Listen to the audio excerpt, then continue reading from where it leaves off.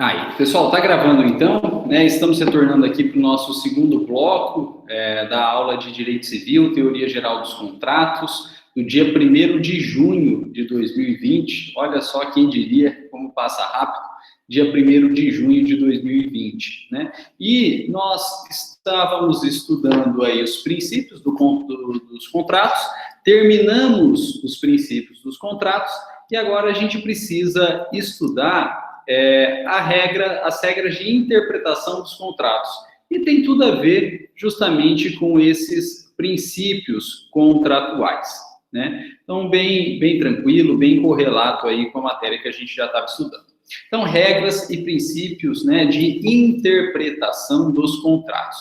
Pessoal, e a primeira regra de interpretação dos contratos é que os contratos devem ser interpretados segundo a boa-fé e os usos e costumes do lugar de celebração, que é justamente a previsão expressa do artigo 113 do Código Civil de 2002. Pessoal, essa regra é tão importante, né, e por isso que está no material aí como regra de ouro, porque o próprio Miguel Reale, que foi o autor do Código Civil, ele falava que essa era a regra mais importante do Código Civil, essa inovação mais importante que o Código Civil de 2002 trouxe aí, de que os negócios jurídicos devem ser interpretados segundo a boa-fé objetiva.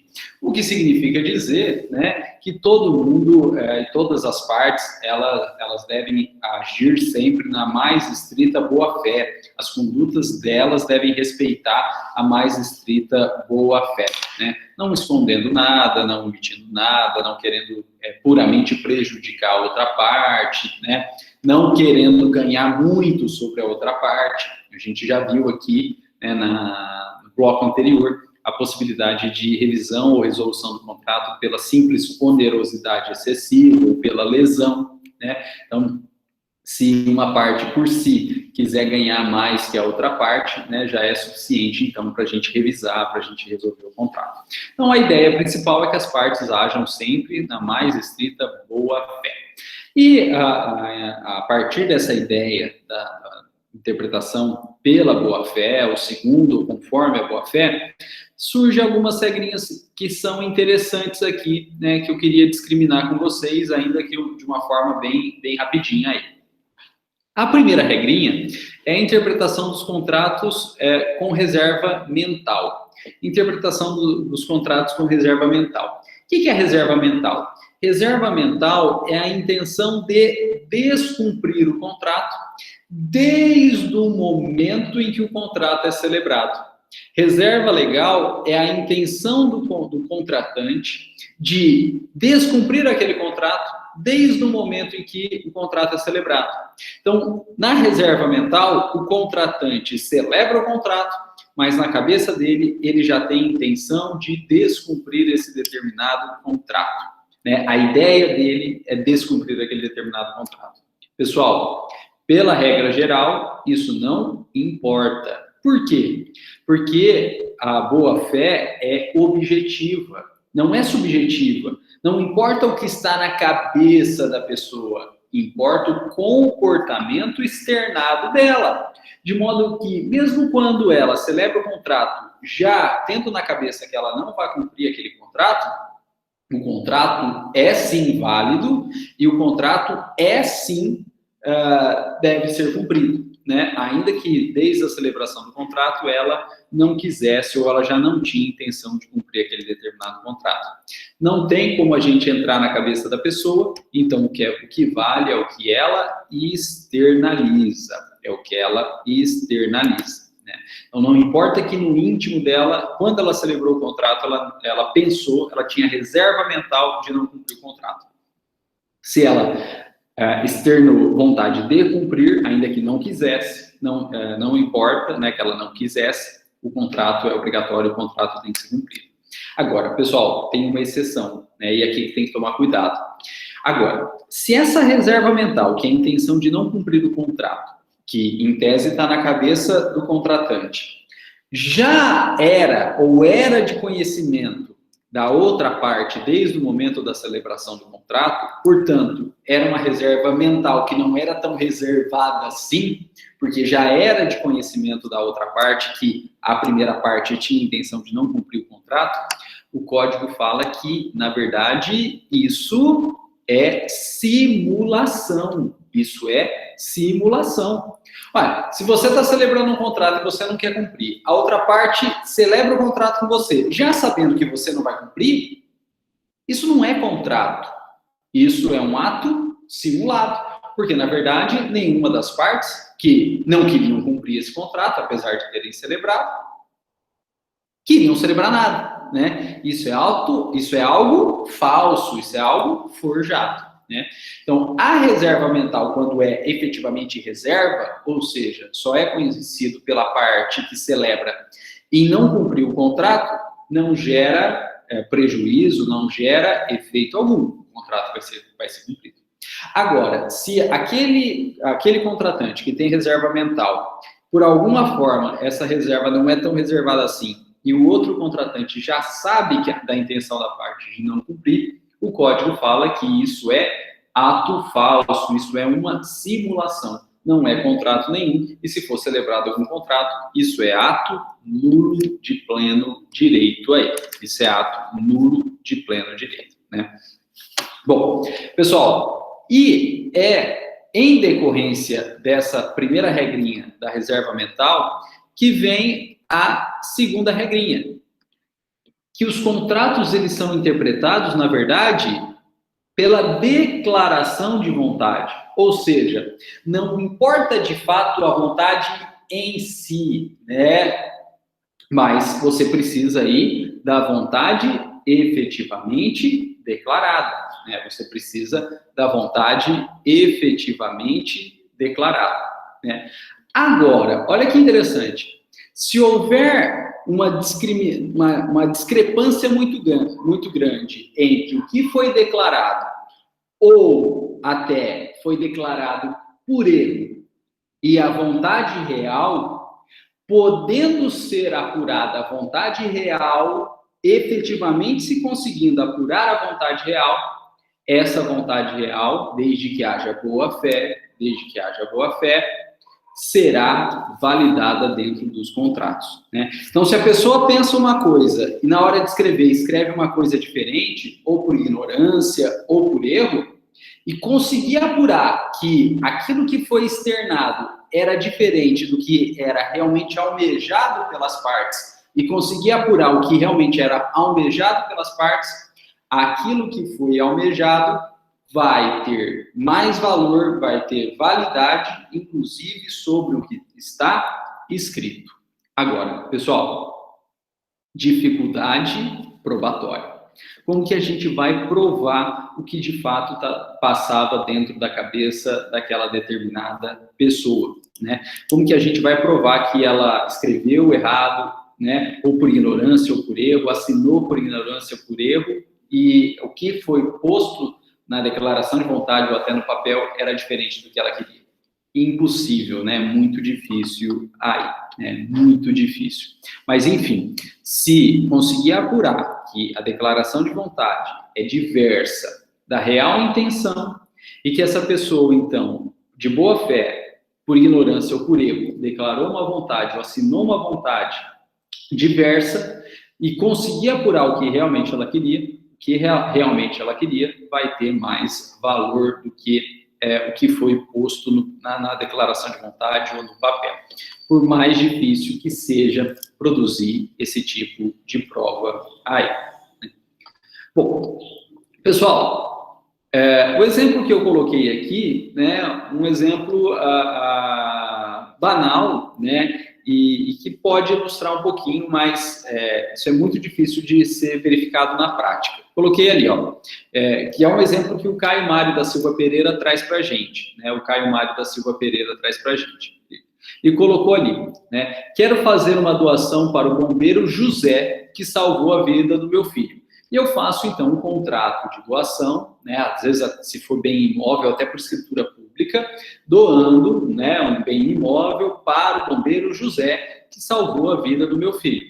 Porém, depois eu descubro que não foi o bombeiro José, foi o bombeiro João que salvou a vida do meu filho. E aí?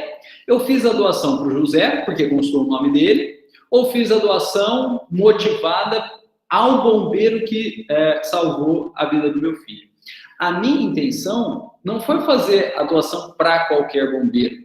A minha intenção foi fazer a doação para o bombeiro, especificamente para o bombeiro que salvou a vida do meu filho. Então, ainda que eu tenha colocado José, como o ato por trás, a motivação por trás era o salvamento da vida do meu filho, o que importa era, de fato, a minha intenção, bombeiro que salvou a vida do meu filho. Então, não vai ser José, vai ser João, onde estava escrito José, leia-se João, né? Agora, pessoal, isso, né, nesse exemplo do Caio Mário da Silva Pereira, fica mais evidente porque há, de fato, né, há um fato por trás, um fato real por trás, né?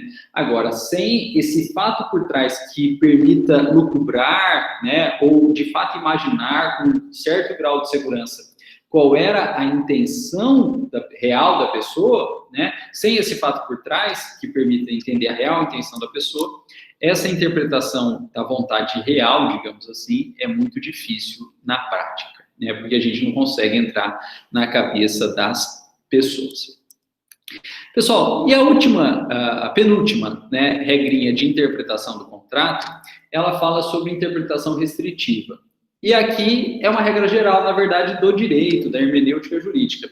Toda vez que a gente tiver uma norma punitiva ou impositiva de obrigações, essa norma, seja na lei, e agora é importante, seja nos contratos, por ela ser punitiva, por ela ser impositiva de obrigações, ela tem que ser interpretada de forma restritiva, que significa com a menor amplitude possível. Ou seja, ela na prática vai ter que ser interpretada literalmente. A gente só pode impor restrições, a gente só pode impor obrigações se estiverem expressamente previstas e nos limites em que expressamente previstas. Essa é a ideia da interpretação restritiva.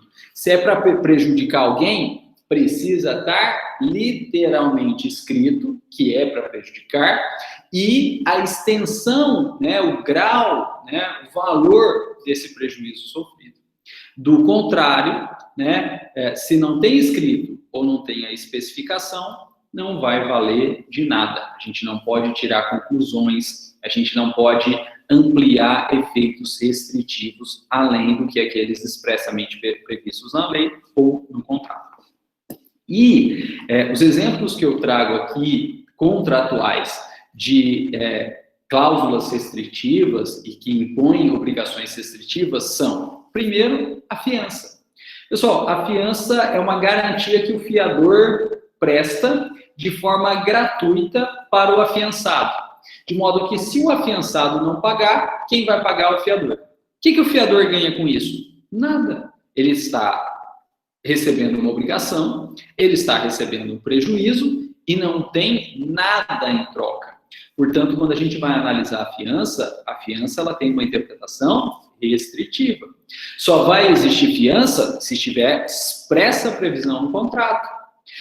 O tamanho dessa fiança, se é pela totalidade das obrigações do contrato ou se são por obrigações parciais dentro do contrato, tem que estar expressamente prevista.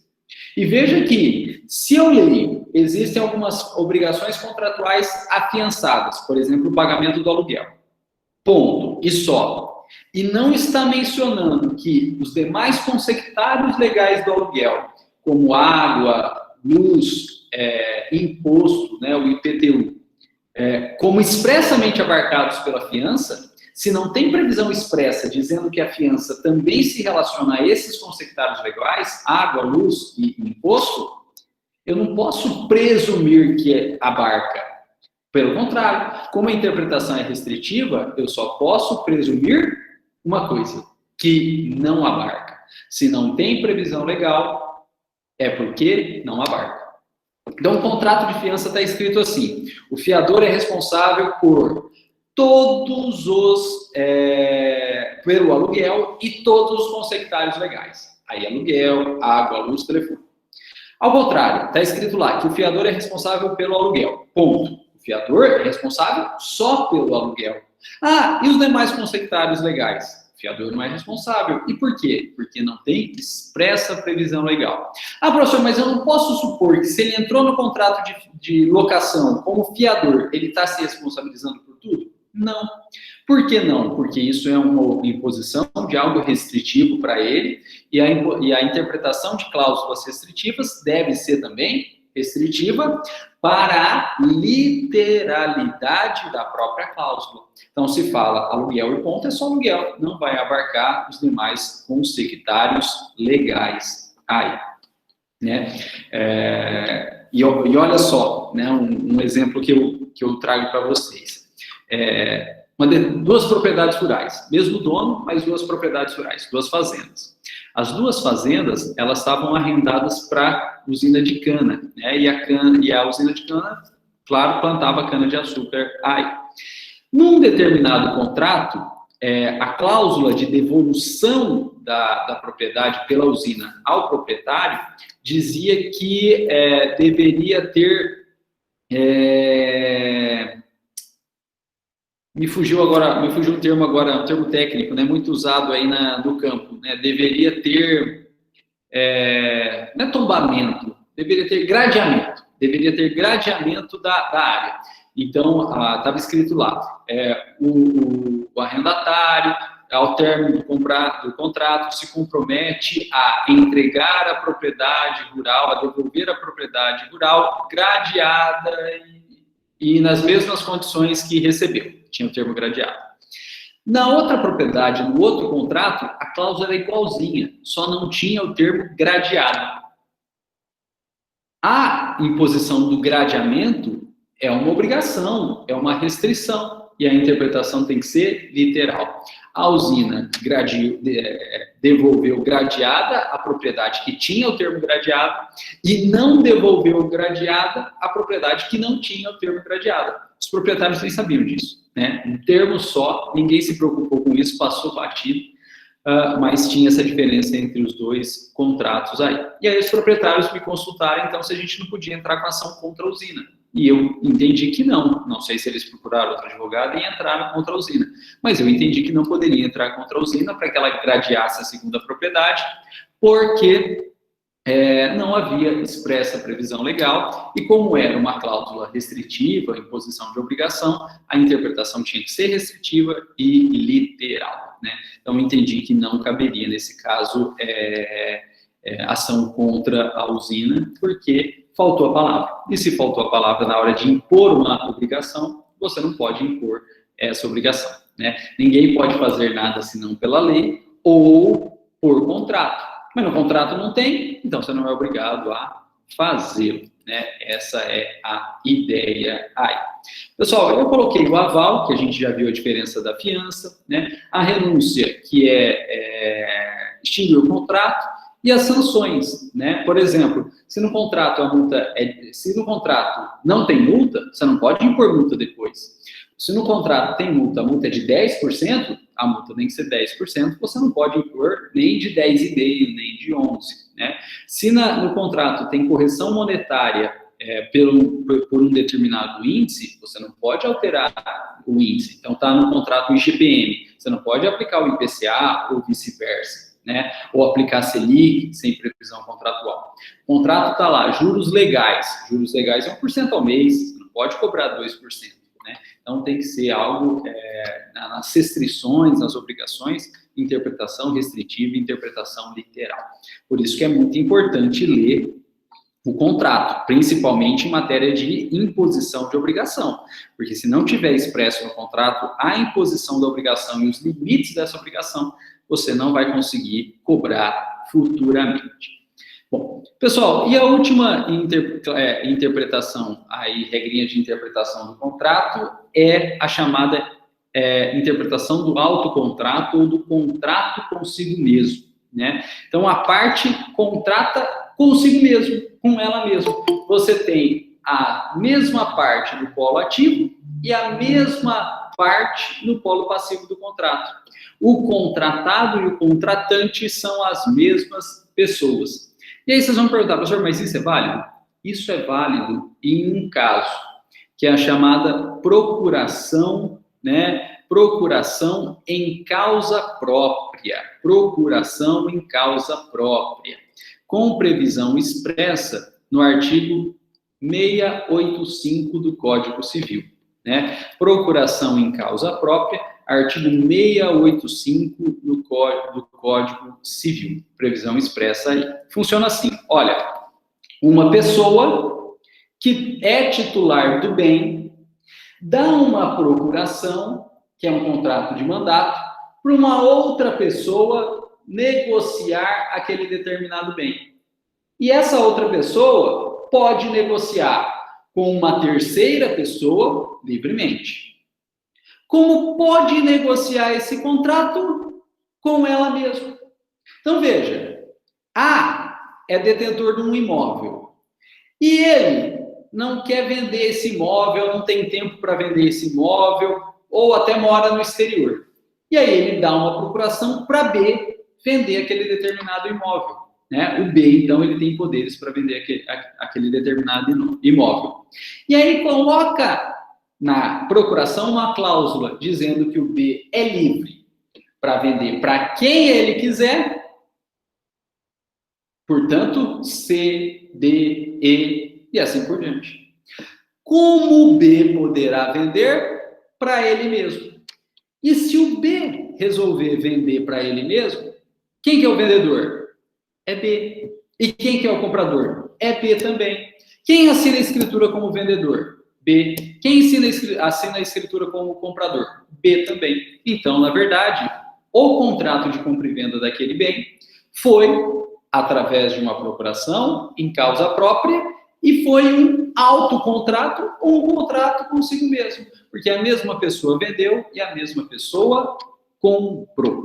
É possível isso? É possível isso, sem problema nenhum. Aí, né, com expressa previsão legal, que é a procuração em causa própria. Aí. Pessoal, e essa procuração em causa própria, ela tem uma vantagem muito grande. Ela tem uma vantagem muito grande. Por quê? Porque a regra geral dos contratos de mandato e das procurações é que os contratos de mandato e as procurações sejam revogadas, né? O contrato de mandato e a procuração ele tem caráter precário, porque ele pode ser revogado a qualquer momento. A qualquer momento. Gente, daqui a pouco eu comento o caso e você vai ver que nem é caso de corretagem. Não é nem é caso de corretagem aí. Acho que pode até cobrar, mas na verdade, na prática, nem é caso, né? Então, o contrato de mandato e procuração, ele tem caráter precário, ele pode ser revogado a qualquer momento. Exceto, mas desde que haja previsão contratual, mas pode ter previsão contratual nesse sentido, a procuração em causa própria. Né? Na procuração em causa própria, é possível colocar que ele é ato irrevogável e irretratável. A procuração em causa própria, ela é ato irrevogável e irretratável, né? Irrevogável e irretratável, desde que tenha previsão expressa. Então, procuração em causa própria, não falou nada, é revogável, plenamente revogável, como é a regra geral. Agora, procuração em causa própria, desde que haja previsão expressa, e é possível colocar uma cláusula, portanto, nesse sentido, ela se torna irrevogável e irretratável, e é esse diferencial que justifica a existência prática dessa procuração em causa própria, porque ela é irrevogável e irretratável. Bom, pessoal, qual que é o caso que eu vi de procuração em causa própria? Né? Depois eu tive até a oportunidade de reproduzir isso aqui em Jales. Mas na época que eu fazia faculdade, que eu morava em São Paulo, meu cunhado e minha irmã foram comprar um apartamento. Né? E eles viram um apartamento e tal, e pediram a documentação desse apartamento para eu dar uma olhada. Mas eu não estava formado ainda, eu estava na faculdade, né? E peguei a documentação do apartamento, olhei a matrícula, vi que estava registrada em nome de A. Aí eu falei, ué, mas eles não falaram nada dessa pessoa, quem está vendendo para eles não é A, é B, tem alguma coisa estranha nisso. Aí eu continuei olhando a documentação. E aí eu vi que junto à documentação havia uma procuração em causa própria feita por escritura pública. E esse detalhe é importante. Por quê? Porque se o ato a ser praticado exige escritura pública, a procuração prévia para a prática daquele ato deve seguir a mesma forma legal do ato principal. Portanto, também deverá ser por escritura pública. E eu vi, então, uma procuração em causa própria, né, por escritura pública. Falei, belezinha, né? Tem a escritura pública, vai fazer contrato de compra e venda de imóvel, valor alto, escritura pública. E aqui tem uma procuração dando poderes para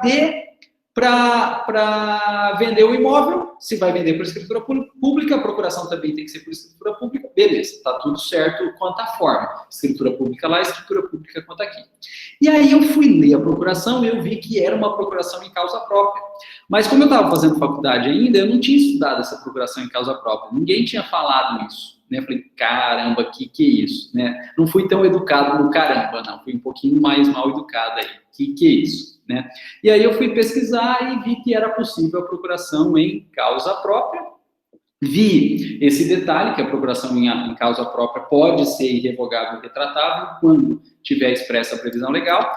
E, nesse caso, tinha expressa previsão legal, né? Outorgando poderes de forma, portanto, irrevogável e irretratável para o B vender o imóvel para terceiro ou até para si mesmo, se quisesse para até si mesmo. No caso em concreto, o B não estava vendendo para si mesmo, mas podia, porque era uma procuração em causa própria. Ele estava vendido para terceiro, C, que era meu cunhado e a minha irmã aí, né? Mas, em vez de vender para o terceiro, meu cunhado e minha irmã, ele poderia vender para si mesmo? Poderia, tranquilamente.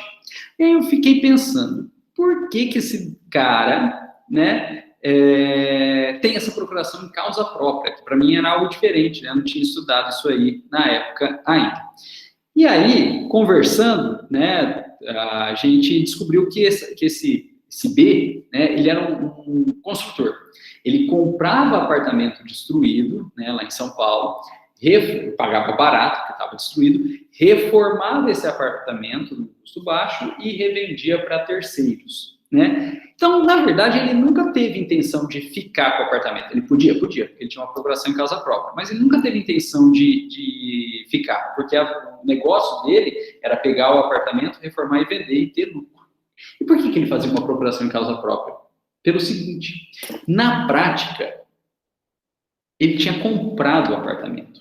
Então, A vendeu o apartamento para B, e B não celebrou um contrato de compra e venda, celebrou a procuração em causa própria. Por que apesar de B ter comprado o apartamento, ele não celebrou um contrato de compra e venda? Porque se ele celebra um contrato de compra e venda, ele vai ter dois problemas. Ele vai ter que pagar o imposto de transmissão inter vivos, que é o ITBI, e segundo problema, ele vai ter que declarar no imposto de renda a compra daquele apartamento. Então, ele precisa ter caixa para comprar aquele apartamento. E, na verdade, um terceiro problema decorrente do imposto de renda também. Se ele compra barato e vende mais caro, e ele já tem outros imóveis, ele vai ter que pagar imposto de renda sobre o lucro imobiliário que ele teve, né? E, portanto, né, vai comer um pedaço aí do lucro que ele teve, né, e decorrente do trabalho de reforma para ele. Então, ele não quer fazer, e ele não fazia escritura pública de compra e venda por conta desses três problemas. Vai ter que pagar o imposto, né, o ITBI, vai ter que ter caixa prévia, né, e ele não faz isso com um apartamento só, é a profissão dele. Então, ele está sempre girando, ele precisava ter caixa, um imposto para isso. E terceiro, quando ele comprasse barato e vendesse caro, ele pagaria imposto de renda sobre o lucro imobiliário. E então, o que ele fazia? Uma procuração em causa própria, irrevogável e irretratável. Ou seja, A passou, na verdade, uma procuração que era para B vender o apartamento. Só que se é irrevogável e irretratável, o A, nunca mais vai poder revogar aquela procuração e retomar o imóvel. O que significa que, na prática, o A já tinha vendido aquele imóvel para B, porque se é irretratável, nunca mais retoma. Vai ser dali para frente, para todo sempre, poder do B vender aquele apartamento. Ou para terceiro, ou até para ele mesmo. E ele fazia a procuração em causa própria justamente pela característica dela ser irrevogável e irretratável, porque as outras seriam revogáveis. E aí ele poderia pagar o apartamento para o A e o A revogar e ele B ficar haver navios. A em causa própria é irrevogável e irretratável, então isso jamais seria revogado. E aí o B, então, na prática, se tornava o verdadeiro dono do apartamento e ele vendia esse apartamento para quem ele quisesse. No caso, ele vendeu para meu cunhado e minha irmã. Quando a gente entende, para mim foi uma sacada muito legal, né? Foi uma sacada muito legal. Eu nunca tinha visto isso, né? Não tinha nem estudado isso. Eu fui estudar por conta, né? E descobri essa sistemática. Uma sacada muito legal, né? Achei genial, né? Por quê?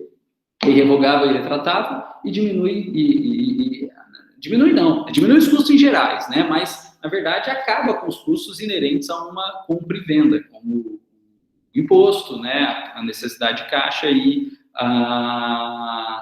o lucro imobiliário. E aí, na hora de assinar a procuração, o B, a escritura de compra e venda, o B, né, munido dessa procuração em causa própria e retratável, assinou como vendedor, né? E meu cunhado e minha esposa, minha irmã, assinou como compradores aí. Mas se o B quisesse vender para ele próprio, né? Informalmente ele já tinha comprado, né? Mas se ele quisesse formalizar que era para ele, né? Ele podia fazer a escritura pública e ele B assinava como vendedor e ele B assinava como comprador. Então, na prática, né, quando é usada essa sistemática da procuração em causa própria, a pessoa comprou, né? A pessoa já é o dono. Então, nem tem que se falar muito em corretagem, porque o proprietário registrado, né, digamos assim, o nome técnico, o proprietário tabular, que no caso é o A, ele já vendeu, ele só está o nome ali, mas ele já vendeu, ele já recebeu, ele já não tem mais nada com isso aí. E aí aqui a gente está perguntando, mas como fica a declaração do imposto de renda quem vendeu? Não aparece o nome do comprador? Pensando que o processo pode demorar mais de um ano? Realmente, né? O procurador aí, que é o B, ele vai ter que informar o A, né, para o A poder fazer a declaração de imposto de renda. Porque na escritura pública, apesar do B assinar, quem figura como vendedor, mediante procuração ou assinado por procuração, é o A, né? Então vai ter que informar e o A vai ter que declarar. Agora, veja, olha só, quem vai ficar com esse lucro imobiliário, ou com o dever de pagar o lucro imobiliário, é o A, né? Se o B não informar nada, o A dança. Então, o A tem que ficar muito esperto com isso, né? O A tem que ficar muito esperto com isso. Para o B, né, é uma maravilha, né? Para o A, que é o vendedor, tem que tomar muito cuidado, porque pode sobrar essa declaração aí, né, de valor a mais e sofrer um prejuízo muito grande. É um jeitinho brasileiro, né? Mas depois dessa aí, quando eu voltei para Jales aqui, eu trouxe para cá e eu já fiz algumas procurações em causa própria nessa mesma sistemática, né? Nessa mesma sistemática. E o B aí, ele não se preocupa muito com o A, não, né? Mas o A deve correr atrás, o A tem que se preocupar e pode sofrer para ele. Mas para o B é uma maravilha. Inclusive, eu já fiz aqui algumas procurações nesse sentido. Bom, pessoal, mas vamos voltar aqui à nossa ideia aí. Olha só. A interpretação, então, desse contrato consigo mesmo, ou do ato, do contrato consigo mesmo, ou do ato praticado em nome próprio aí, né? Veja só, a ideia é que se trata de uma procuração. Então, o procurador, ele está exercendo o ato, mas ele está exercendo o ato não só em interesse próprio, também em interesse do outorgante, né? Do aquele que cedeu a procuração. Então, aquele ato, ele tem que ser interpretado e de modo a gerar benefício ou então o menor prejuízo possível ao outorgante, que foi as duas ideias aí que vocês levantaram, né, aqui tio Gabriel, né? Então, para fins de interpretação, continua sendo uma procuração. E se continua sendo uma procuração, né, ela tem que ser interpretada em benefício ou de modo a gerar o menor prejuízo possível ao outorgante dessa procuração. E, como decorrência dessa ideia de interpretação da procuração e até como boa-fé, né, seguindo o que a Kitty comentou aí, né, o procurador de causa própria, ele deve informar todos os elementos para o outorgante, inclusive para que o outorgante possa declarar um imposto de renda. É feito na prática? Acho que não, né? Acho que não, mas pela boa-fé e pela forma de interpretação, deveria sim ser feito. Aí o Gabriel colocou, pessoa jurídica pode outorgar esse tipo de procuração? A pessoa jurídica ela pode outorgar a procuração, né, a partir dos seus representantes legais, mas não é uma procuração em causa própria, né? Não é o caso, porque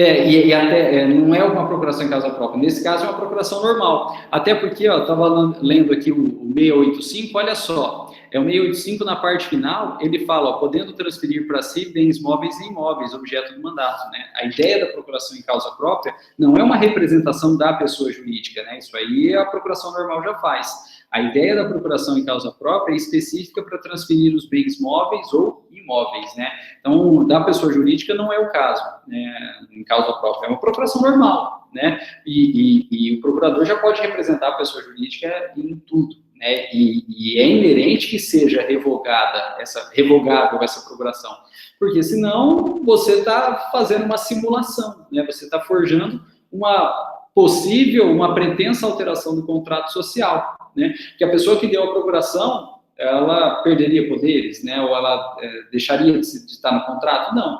E ao dar a procuração irrevogável, ela perderia poderes de fato, né? Então, seria uma simulação. Então, não é o caso, né, de pessoa jurídica. A procuração em causa própria, ela tem previsão expressa no 685 para fins de transferência de bens móveis ou imóveis objetos do contrato, né? Então, acredito que não, pessoa jurídica não. É só realmente para transferência de bens móveis ou imóveis, e esse é o único caso que eu vi, né? Vi lá em São Paulo e trouxe para cá também. Quando o objetivo é transferir bens móveis ou imóveis, né? Na prática, não é uma procuração, é uma compra e venda, né? De um determinado bem móvel ou imóvel.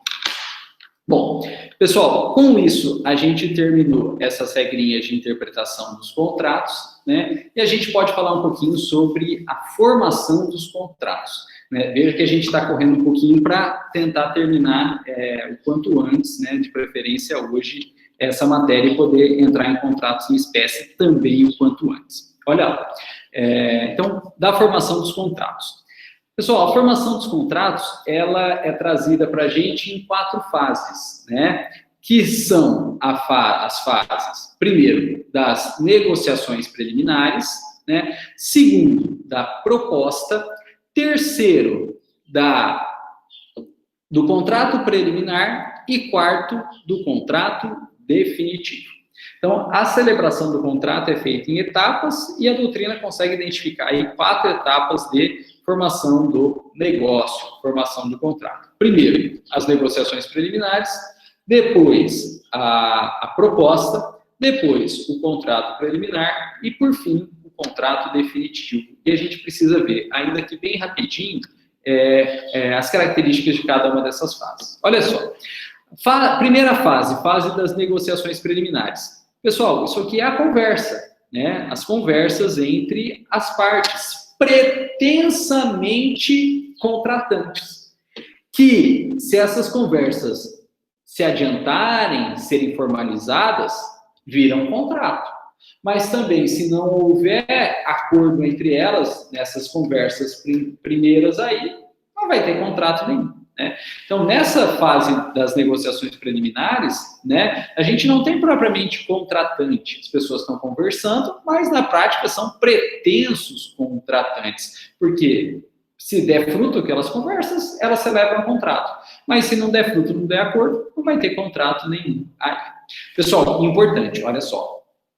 Como isso é feito de forma informal entre as pessoas, o Código Civil não traz regramento sobre essa fase das negociações preliminares, né? O Código Civil não traz regramento dessa fase das negociações preliminares. E, deste modo, a regra é que tudo que for falado nessas conversas preliminares não vincula nenhuma das partes. E se qualquer uma das partes aí encerrar a conversa, também não gera nenhum tipo de indenização para outra parte. Pessoal, me desculpem aí a vulgaridade do termo, né? Mas no dia a dia, aí, nos negócios, lá na praça, lá na marreta, a galera usa muita expressão aí, né? Mijar na arvinha, né? Então, eles estão conversando e uma das partes fala, não quero mais. Ela mijou na arvinha aí, né? Isso é uma desistência, mas nas conversas preliminares, né? E, portanto, não tem previsão no Código Civil e também não gera responsabilidade civil, né? Por quê? Porque é uma conversa, é algo informal, né? Tanto é que, para provar que é algo informal, nem tem termo técnico, né? Eu brinquei aí com esse jargão popular, né? Ainda que um pouco grotesco, mas é o jargão popular aí que alguém pulou fora, que alguém saiu fora do negócio e acabou. Não gera responsabilidade para ninguém aí. Né? Agora, pessoal, teve um caso mas aí tem a ver mais com o direito do consumidor e a proteção do consumidor do que o direito civil. Mas teve um caso que o Tribunal de Justiça do Rio Grande do Sul, ele deu validade a essas negociações preliminares, né? Ele deu validade a essas negociações preliminares. O consumidor no Rio Grande do Sul ligou para uma concessionária, para uma loja de veículo, no Rio, viu anunciado um veículo, né, na internet, e ligou para essa determinada concessionária e perguntou sobre o veículo que estava anunciado, porque provavelmente o preço estava muito bom. E a concessionária jogou aquele H de vendedor. Falou, não, o veículo é perfeito, né? Veículo de mulher, único dono, veículo de mulher, nunca andou na terra, tá maravilhoso, impecável aí, né? Não tem massa, não tem nada. E aí, então, dada essa descrição maravilhosa e o preço bom que ele já tinha encontrado no anúncio, esse consumidor saiu do Rio Grande do Sul e foi lá no Rio de Janeiro buscar esse determinado veículo. Chegou lá, não era nada do que tinha sido falado e o veículo estava destruído. Inclusive, se o veículo caísse na água, ele boiava de tanta massa que ele tinha. E aí, o consumidor voltou para o Rio Grande do Sul, claro, sem levar o veículo, porque estava completamente fora daquilo que ele tinha sido informado, e ajuizou uma ação, então, contra a concessionária, relatando tudo que eu contei para vocês. E a concessionária foi citada e se defendeu dizendo, olha, não sei o que foi dito, o funcionário pode ter dito, eu não sei o que foi dito. Mas não importa o que foi dito, porque foi dito de forma informal. A gente estava em conversa preliminar, negociação preliminar. Não teve nem proposta dele para mim, nem proposta minha para ele, ninguém formalizou proposta nenhuma, ele só veio ver o carro aqui. Chegou, não gostou do carro, acabou, não teve negócio. Da mesma forma que eu não posso exigir que ele leve o carro, ele não pode exigir que eu entregue o carro ou que, na verdade, eu indenize pelos prejuízos causados pelo deslocamento do Rio Grande do Sul ao Rio de Janeiro. Essa era a defesa da concessionária, ou seja, estavam em negociação preliminar, ele que mijou na arvinha, desculpa a palavra, ele que mijou na arvinha, porque não quis levar, e negociação preliminar não pode exigir nada do outro. A ação foi julgada procedente, a concessionária perdeu, porque entendeu-se que, com base no Código de Defesa do Consumidor, a oferta vincula, né? E a oferta vinculando, ela tem que ser honrada, e se ela não estava, se o veículo não estava de acordo com a oferta, a concessionária agiu de má fé e ela foi condenada a indenizar todos os prejuízos causados. Né? Mas veja que essa decisão aí, ela tem mais de porquê com base no direito do consumidor do que propriamente no direito civil. Né? Então, no direito civil, puramente o direito civil, já ficaria mais difícil conseguir uma decisão desse tipo aí, porque realmente o Código Civil não trata nada a respeito de meras conversas preliminares. Bom, e aí vocês vão perguntar, professor, mas até onde vai as conversas preliminares? O que é propriamente conversa preliminar? Qual que é o limite dessas conversas preliminares? As conversas preliminares, elas vão até a formalização de uma proposta, né? A conversa preliminar, ela vai até a formalização de uma proposta. Por quê? Com a formalização da proposta, extingue a primeira fase e começa a segunda fase, que é a fase da proposta, também chamada de policitação ou oblação, né? Então, formalização de proposta, que é a policitação ou oblação, né? Então, estamos lá. Ô, Nilton, você vai querer vender seu carro? Vendo. Nossa, que bom, eu estou precisando de um carro. Legal. E você está pedindo quanto? Ah, estou pedindo X. Nossa, então, mas está muito caro, né? Teu carro aí tá mais rodado, né? Apesar de ser seu, eu ficaria muito orgulhoso de ter um carro que pertenceu a você. Está muito rodado, você já usou muito aí e tal.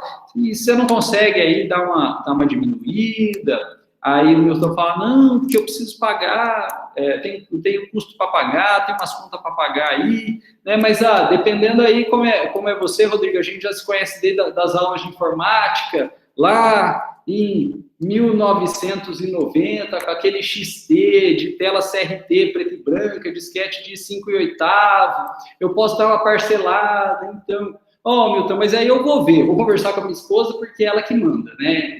A única parte real da conversa é essa. Vou conversar com a minha esposa porque é ela que manda, né? E fica por aí mesmo, né? Negociação preliminar. Aí, no dia seguinte, eu falo, Milton, minha esposa adorou o carro. Então, vamos fazer o seguinte, você pediu X, eu não tenho condição de pagar X. Você não me dá um desconto de 20%? E aí a gente fecha? Eu acabei de fazer a proposta. Até eu ligar, era negociações preliminares. Se eu não voltasse a ligar para o Nilton, ficava por isso mesmo, e o Nilton não podia exigir que eu ligasse, eu não podia exigir que ele vendesse o carro, nada disso.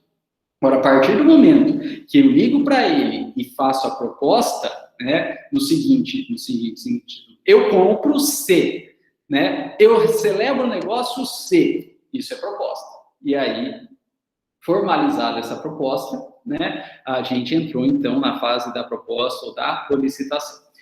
Pessoal, por uma questão de segurança, a proposta formalizada, ela deve ser por escrito. Mas, se nem o contrato necessita de ser por escrito, se nem o mais necessita de ser por escrito, a proposta, que é o menos, também não necessitará. Porém, uma questão de segurança, né, a formalização dela deve ser por escrito também, mas não é uma exigência legal, não é uma exigência do direito. É uma exigência, na verdade, prática, para fins de facilitação da prova, né? E aí, então, formalizada essa proposta, a proposta vincula para as partes. A proposta, né, vincula as partes aí, né? A proposta, então, passa a vincular as partes. Então, eu falei que compraria o carro se ele me desse um desconto de 20%. Aí o Milton concorda, fala, beleza, Rodrigo, se a gente se conhece, a gente é amigo aí, vou te dar o desconto de 20%.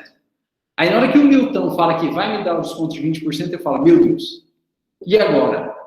Aí eu falo, vou tentar tirar um dinheiro do Milton. Milton, mas 20% é pouco ainda. Agora eu não quero mais 20%, agora eu quero um desconto de 30%. Eu já dancei, né? Se o Milton tiver a proposta formalizada e conseguir provar isso, da importância que é por escrito, ele pode exigir que eu cumpra aquela determinada proposta. E vice-versa. Né? Se eu peço 30%, o Milton fala, não, 30% não dá, mas te dou 20%. Aí eu falo, beleza, fechou, te dou 20%. O Milton fala, Rodrigo, te dou 20% de desconto. Aí eu falo, fechou.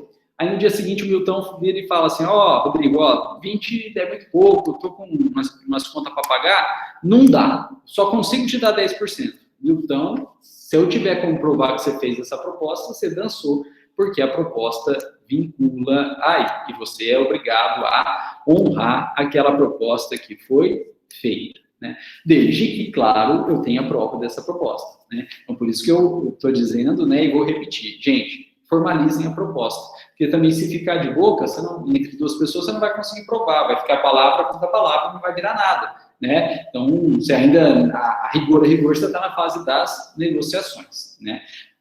Quando se tem, então, a formalização da proposta, e ainda que não seja obrigatório, mas recomenda-se que seja por escrito, aí passou para a segunda fase e a proposta, então, efetivamente vincula estas partes aí.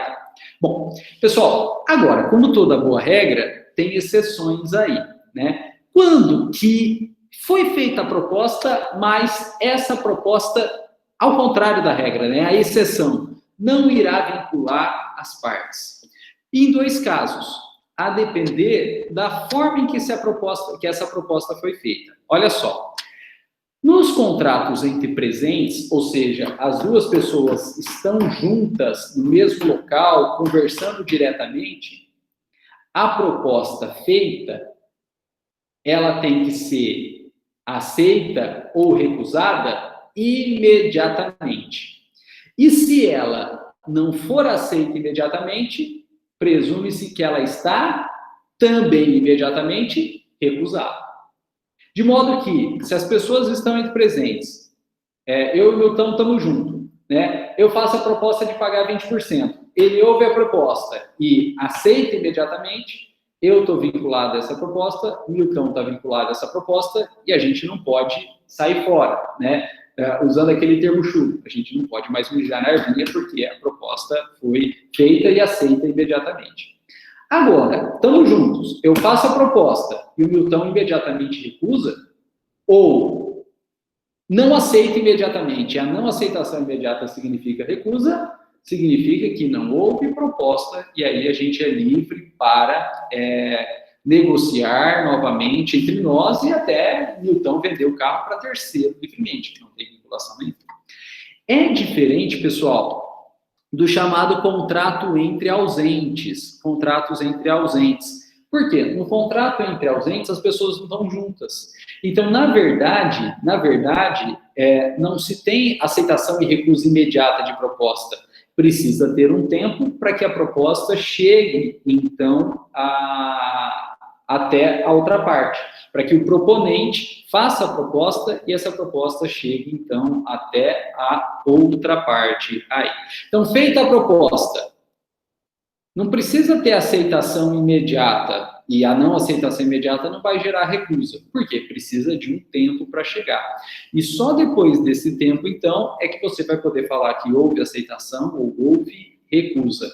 E nesse tempo, é possível mijar livremente na arvinha, né? Pelo amor de Deus, desculpem a terminologia aí, mas é para ir decorando, né? Nesse tempo, é possível desistir da proposta sem vinculação nenhuma entre as partes. Então, no contrato entre presentes, não dá para desistir da proposta porque é imediata.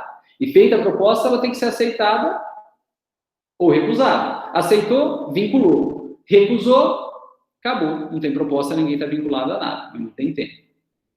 No entre ausentes, feita a proposta, ela não vai ser imediatamente aceita ou recusada. Existe um tempo. E nesse tempo, até a proposta chegar efetivamente à outra parte, ela pode ser renunciada, ela pode ser revogada, ela pode ser cancelada, sem nenhum tipo de efeito negativo, sem nenhum tipo de vinculação, né? Então, entre presentes, a proposta é imediata, não tem como voltar atrás.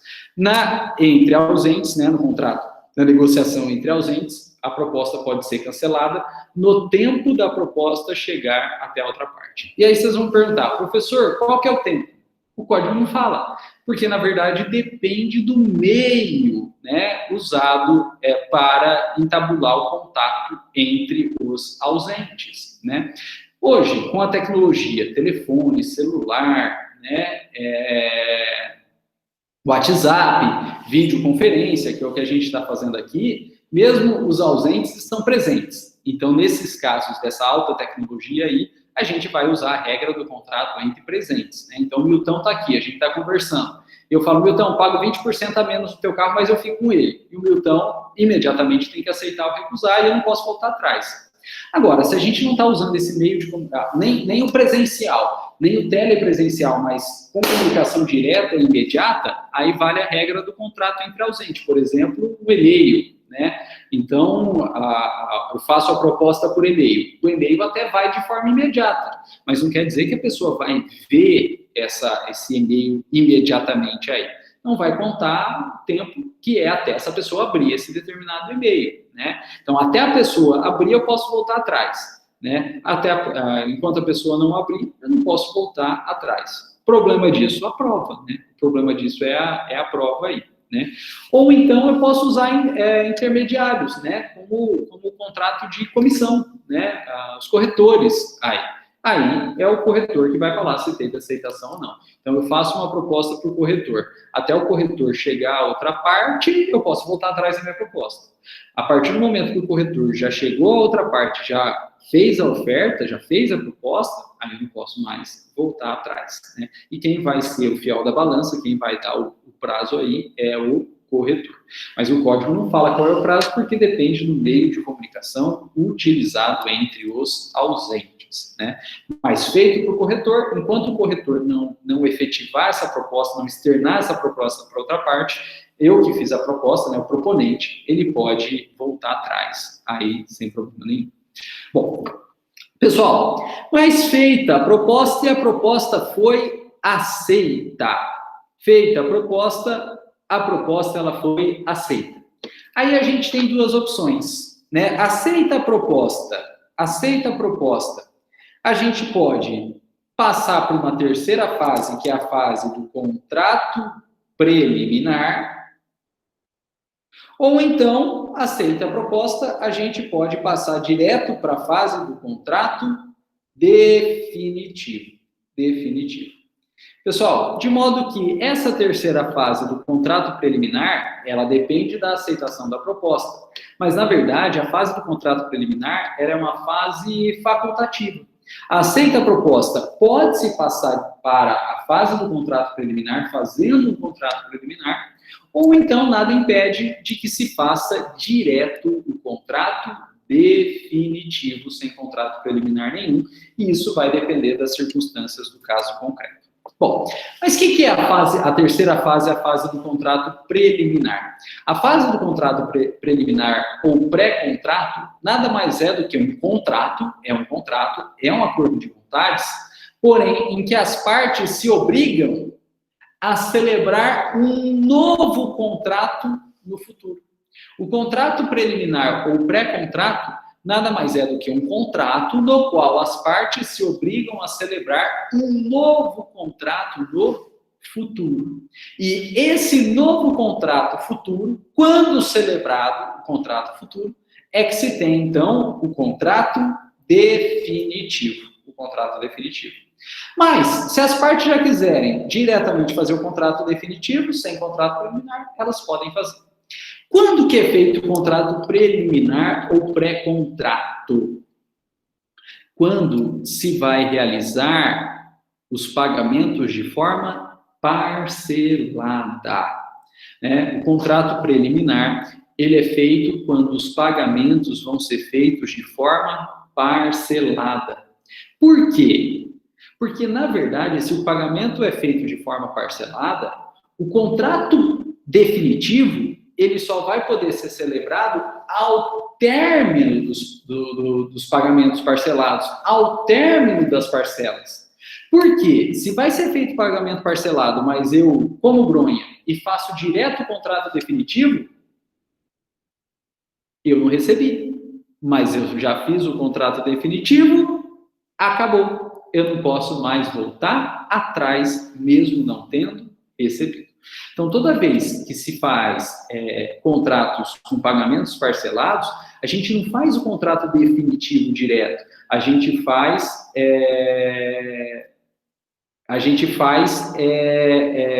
um pré-contrato, né, em que uma das partes se obriga a fazer o pagamento parcelado, né, em que uma das partes se obriga a fazer o pagamento parcelado, e ao término do pagamento parcelado, ambas as partes se obrigam, então, a celebrar um contrato futuro, que vai ser, então, um contrato definitivo. Pessoal, todo contrato parcelado é feito dessa forma, um pré-contrato. Então, se vocês forem comprar um terreno, a prestação, quando vocês, entre aspas, compram esse terreno e assinam o documento de compra, aquilo não é propriamente um contrato de compra e venda.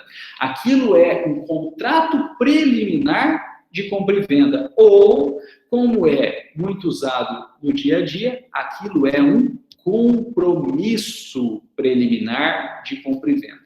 Pessoal, aparecendo o termo compromisso, não é contrato definitivo, é o contrato preliminar, porque muito provavelmente vai ter pagamento parcelado.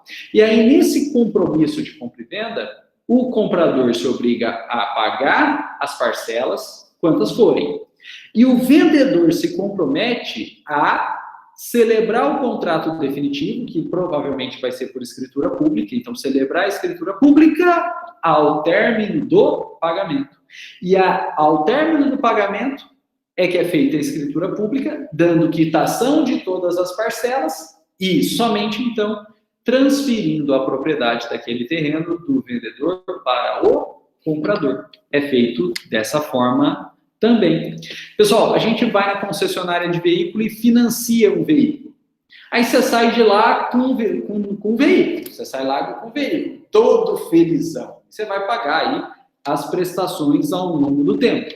E aí, quando você emplaca teu veículo e pega o documento, está lá escrito com restrição. Por que com restrição? Porque o veículo não é teu, né? O veículo aí, ele só será teu ao término do pagamento das parcelas. E tanto não é teu, que se você atrasar com o pagamento das parcelas, ou a concessionária, se o financiamento for direto, ou a financeira, né, como os bancos que financiam veículos aí, tem vários, né, e as montadoras de veículo têm bancos, né, Banco Honda, Banco Ford, Banco GM, né, e assim por diante, Banco Fiat, né, ele simplesmente retoma o veículo, né, ele pega de volta o veículo. Que ele pode fazer isso? Pode, porque o veículo não é do comprador, né, o veículo aí é do banco, né, do banco. E o que foi feito foi um contrato preliminar de compra e venda, que ao término das parcelas, a concessionária, a montadora, o banco, sei lá quem, se compromete a, de fato, transferir aquele veículo para o comprador, mas só ao término das parcelas. Então, nós temos um compromisso de compra e venda durante as parcelas, e ao término do pagamento, ao término da quitação, aí sim é celebrado o contrato definitivo de compra e venda. Tudo que for parcelado é feito com contrato preliminar, com compromisso de celebração do contrato futuro. Agora, pessoal, se não quiser parcelar, se tiver cash aí para pagar à vista, você não vai precisar do contrato preliminar, né? Se é bem imóvel, você já lavra a escritura pública direto, né? Então, fui lá, tá vendendo um terreno. O cara falou assim, 100 mil parcelado, mas você pagar à vista, eu te faço por 60. Você tem 60, você paga à vista, você não vai fazer o compromisso de compra e venda, o contrato preliminar de compra e venda. Você já faz o contrato de compra e venda, que vai, como é imóvel por escritura pública, e aí você está lá no cartório, você transfere o dinheiro para a conta, né, da pessoa dentro do cartório. O cara olha pelo celular e fala, chegou o TED aqui, né, a escritura pública já está pronta, dando quitação, para nada mais exigir, e aí todo mundo assina aquela escritura pública e acabou-se, né? É o próprio contrato de compra e venda, é o contrato definitivo.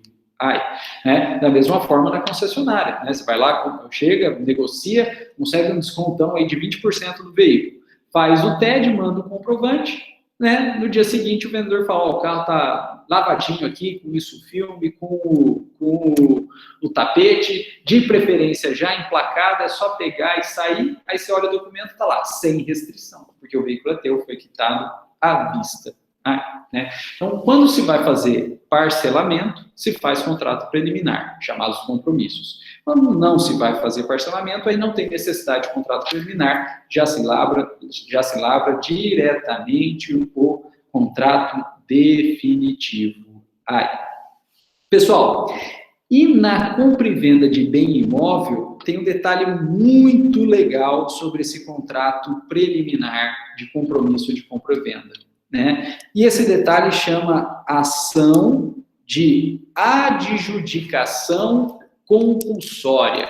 Vou escrever aqui, Então, compra e venda de imóvel, compra e venda de imóvel, você tem na compra e venda de imóvel, não, vou colocar assim, compromisso de compra e venda de imóvel, né? Portanto, um contrato preliminar com pagamento parcelado. Tem um detalhe muito legal, que é ação de adjudicação compulsória. Ação de adjudicação compulsória. Olha que legal que é isso aqui. Eu vou comprar um determinado imóvel, mas eu não tenho cash para pagar à vista. Então, eu vou fazer de forma parcelada, normalmente direto com a própria financeira, direto com a própria incorporadora do empreendimento imobiliário aí, né? E eu vou lá e celebro, então, um contrato de compra e venda de um imóvel de forma parcelada. Se é de forma parcelada, a incorporadora não vai lá para imediatamente a escritura pública, porque ela não recebeu ainda. Então, o que é feito? Um compromisso de compra e venda de bem imóvel. E então eu vou pagar essas parcelas aí. Pessoal, e olha que interessante, na compra e venda de imóvel, como o valor é alto, são muitas parcelas, né? Financiamento de imóvel aí dura 30 anos, né? Dura 30 anos. E aí, a pessoa que está comprando pode pensar o seguinte, olha, eu estou comprando, eu vou demorar 30 anos para pagar. E nesse período eu não tenho contrato de compra e venda, eu só tenho um pré-contrato no qual a incorporadora se compromete a transferir, se eu tiver pago, depois de 30 anos. O que eu, comprador, vou ter garantia de que depois de todo esse período, a incorporadora vai lembrar, provavelmente já mudou os funcionários, provavelmente o dono já morreu, vão ser outro quadro de RH dentro daquela determinada incorporadora.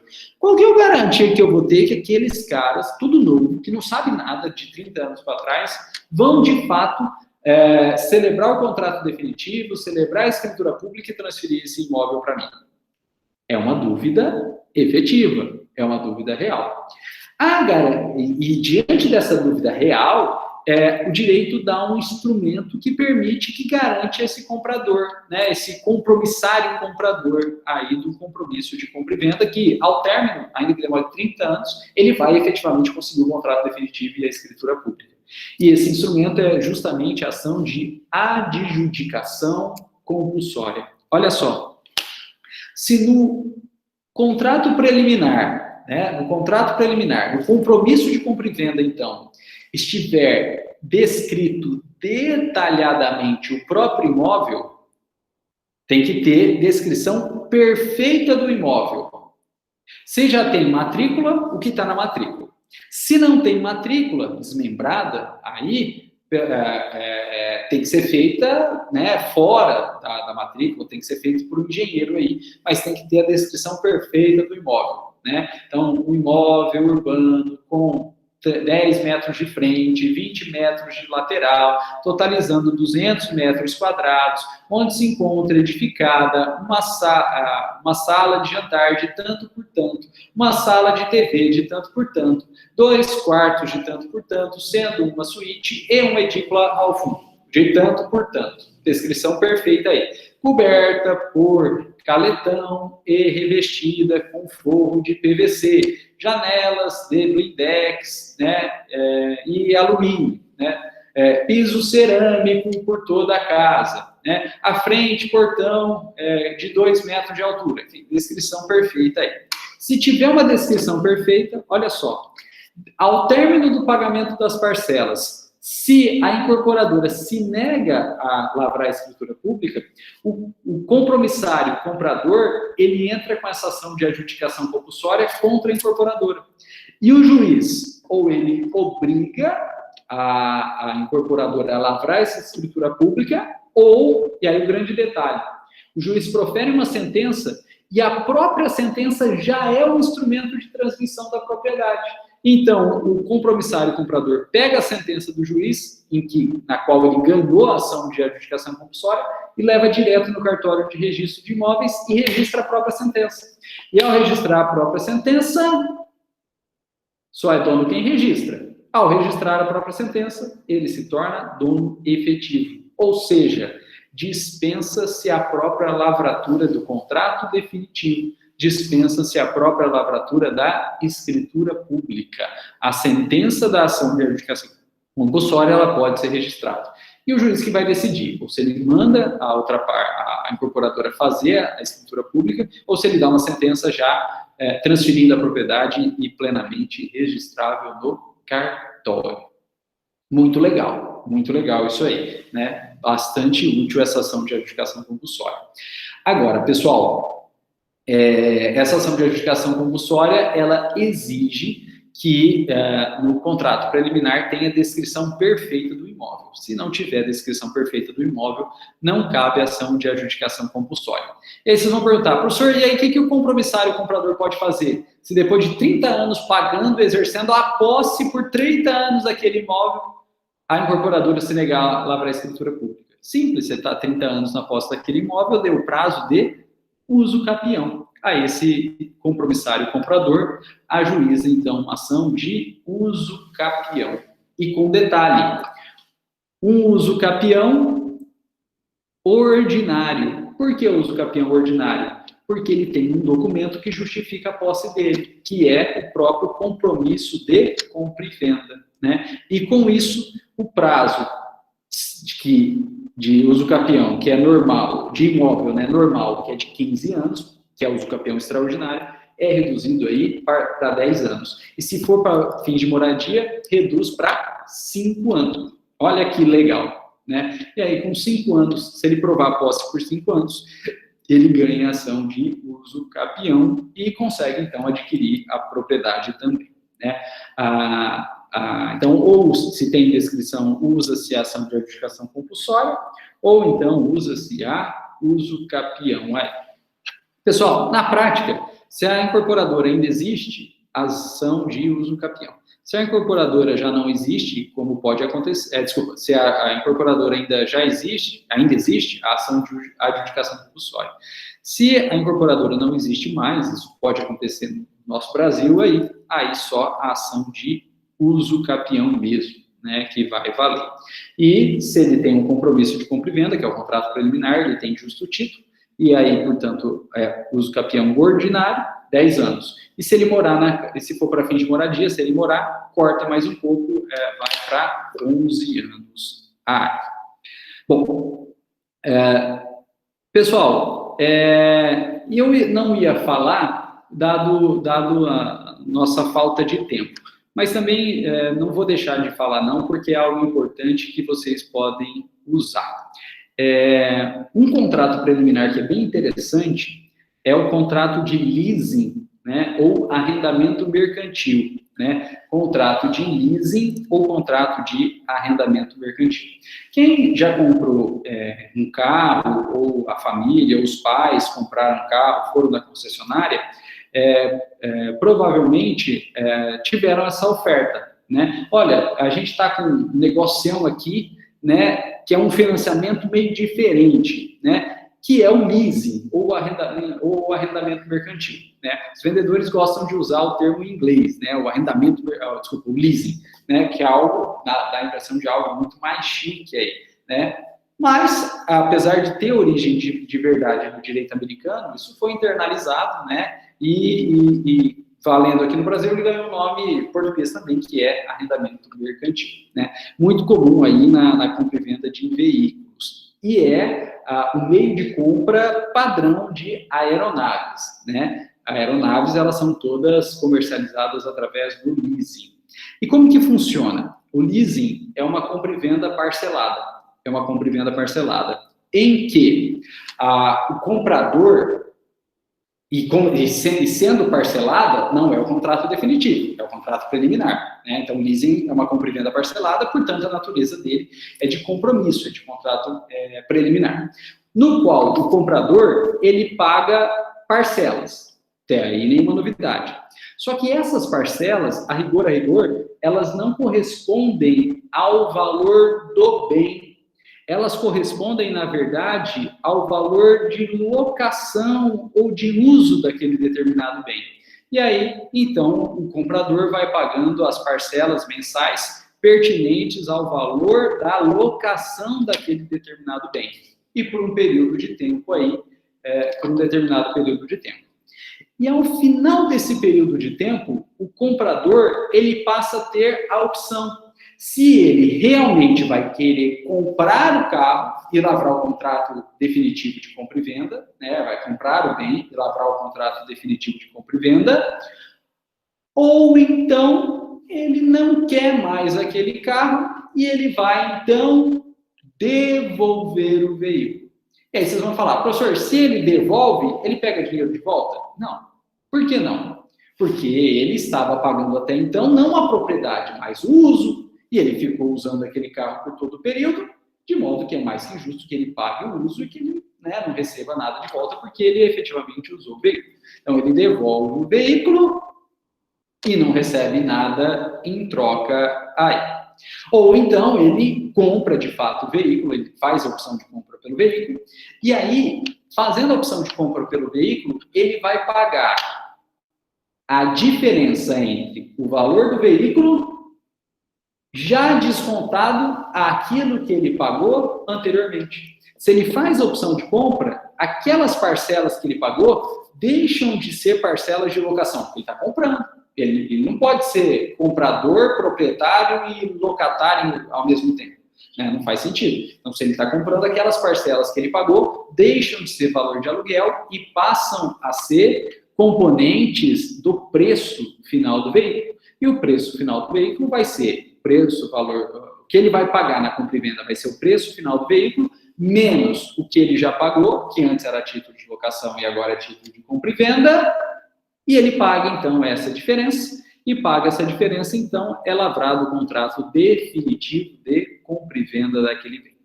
Pessoal, esse valor que o comprador, né, paga lá no final, descontando o que ele já havia pago antes, chama VRG, Valor Residual em Garantia, né? VRG, Valor Residual em Garantia. E paga o VRG, o valor residual em garantia, é lavrado o contrato definitivo de compra e venda, e aquele, então, usuário, locatário, né, do veículo, arrendatário do veículo, por isso que é arrendamento mercantil, ele se torna, então, o proprietário daquele veículo aí. Pessoal, esse é o leasing clássico, esse é o arrendamento mercantil clássico, né? Como ocorre de fato nos Estados Unidos. Então, nos Estados Unidos, a gente vê a galera andando de carrão, não só porque o carrão é barato lá, mas por conta dessa sistemática do leasing. A pessoa ela não está propriamente comprando o veículo, ela está fazendo leasing. Então, ela vai pagando parcelas que correspondem ao valor do aluguel. E ao término, se ela quiser adquirir, ela paga o VRG e compra o veículo. Mas ao término, se ela não quiser adquirir, ela simplesmente perde aquelas parcelas, devolve o veículo e fica por isso mesmo. E aí, o que as pessoas lá nos Estados Unidos fazem? Pegam outro veículo, né? Outro veículo zero, e continuam pagando as parcelas. Aí o veículo ficou usadinho, começou a dar problema, elas devolvem o veículo, perdem o que pagou e pegam um novo, né? E vão utilizando aí, né? Lá funciona bem isso aí para veículos zero, né? Que é o leasing propriamente dito aí. E se elas quiserem comprar, elas podem exercer a sua opção de compra e pagando o VRG. Qual que é a vantagem? Qual que é a vantagem? Elas vão pagar bem mais barato, o valor de fato que elas vão pagar no veículo é bem mais barato, porque já descontou todo aquele período que elas pagaram anteriormente, né? E, na prática, né, a taxa de juros é muito baixa, né? Na prática, a taxa de juros é muito baixa. Por quê? Você não está pagando o financiamento, você está pagando o aluguel do veículo, o arrendamento mercantil daquele veículo. Né? Então, esse é o leasing clássico. Mas, quando a gente trouxe aqui para o Brasil, né, a gente deu uma mudada nisso aí, né? Fica tranquilo, Fabio, a gente já está terminando. Só vou terminar o leasing aqui, e a gente já para a aula também e vai ficar para a próxima aula os vícios redibitórios e a extinção dos contratos, né? Eu não ia falar do leasing, mas também não poderia sair sem falar do leasing. No Brasil, a gente, como tudo, deu uma... O Gabriel falou aí, um jeitinho brasileiro, né? A gente deu uma ajeitada aí. E o que a gente fez? Olha só, leasing no Brasil, olha lá. É feito um arrendamento, então as pessoas vão pagando o valor correspondente ao aluguel desse veículo. Só que aqui no Brasil, olha a sacanagem, não tem opção de compra, é obrigatória a compra.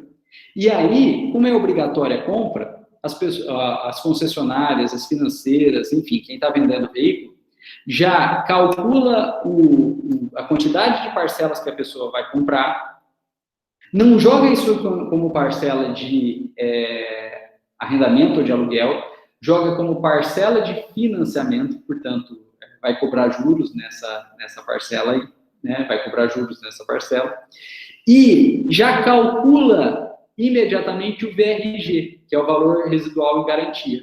E já pega esse VRG e já embute nas parcelas, como financiamento. Então, já cobra juros, né, também sobre o valor parcelado do VRG. E aí, no final, aí não tem opção de compra, porque ao término das parcelas, já se pagou as parcelas e já se pagou o VRG. As parcelas não são de aluguel, são de financiamento, portanto, com juros. E o VRG que foi antecipado, foi emprestado da financeira para o consumidor, que já ficou na posse e na propriedade do veículo. Portanto, pagou juros também sobre o VRG. E esse é o leasing no Brasil, uma pátia de uma sacanagem, né? Que os advogados impugnaram, entraram falando que isso descaracteriza a antecipação do VRG, ainda que parcelado, descaracterizava o leasing enquanto leasing, né? Isso gerou muitas ações na justiça e foi subindo de instância até que o STJ falou que não, que a antecipação do VRG não descaracteriza o leasing como leasing, né? Então, se não descaracteriza o leasing como leasing, mesmo tendo havido antecipação do VRG, é leasing. E se é leasing, é contrato preliminar, não é o contrato definitivo. Só que é um contrato preliminar com obrigação de celebrar o contrato definitivo. Então, você faz o contrato preliminar, pronto e acabado, né? Só que ele tem nome de preliminar, mas na prática ele já é o próprio contrato definitivo, né? Ficou igual ao financiamento, então, que ficou. Tanto é que, se você vai numa concessionária de veículo, eles te oferecem duas modalidades de financiamento. O leasing, né, que é esse que eu comentei com vocês, mas não na forma clássica americana, na forma abrasileirada, né, com antecipação do VRG e cobrança de juros sobre o VRG, né, e a outra modalidade é o CDC, que é o crédito direto ao consumidor, né, CDC, crédito direto ao consumidor. O CDC assim, tem um juro um pouquinho maior, o leasing tem um juro um pouquinho menor, mas costuma ser insignificante na prática, né? Eu não sei como que está agora com essa mudança do mundo aí, né? Mas costuma ser insignificante. E eles colocam essa diferença para falar, não, estou oferecendo leasing ou estou oferecendo CDC, né, crédito direto ao consumidor. Se cobrasse o mesmo juro, aí eu acho que ficaria difícil justificar que aquilo é um leasing, né? Não é, mas ficaria mais difícil ainda justificar que aquilo é um leasing. Então, para que haja justificativa ou argumento, eles cobram um juro um pouquinho menor do leasing, mas na prática é insignificante a diferença, tanto faz se vai fazer leasing ou vai fazer CDC, bem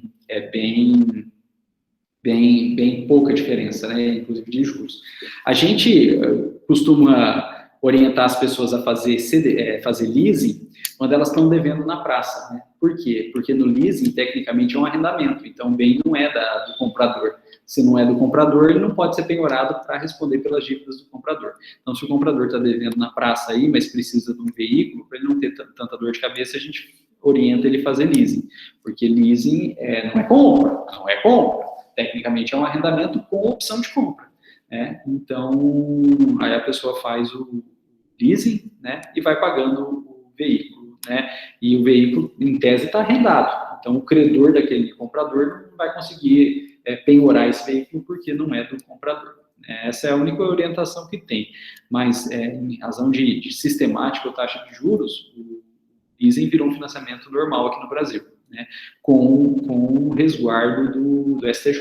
Né? Teve muita discussão até chegar lá, muitos juízes falaram que isso não era leasing, nem aqui nem na China, né? Nem nos Estados Unidos, porque o leasing é típico dos Estados Unidos, mas essa tese não foi recepcionada pelo STJ. O STJ entendeu que a simples antecipação do VRG, ainda que cobre juro a respeito disso, porque gera um empréstimo, gera financiamento, não descaracteriza o leasing como leasing. Então, continua sendo um contrato preliminar, só que na prática é um contrato definitivo.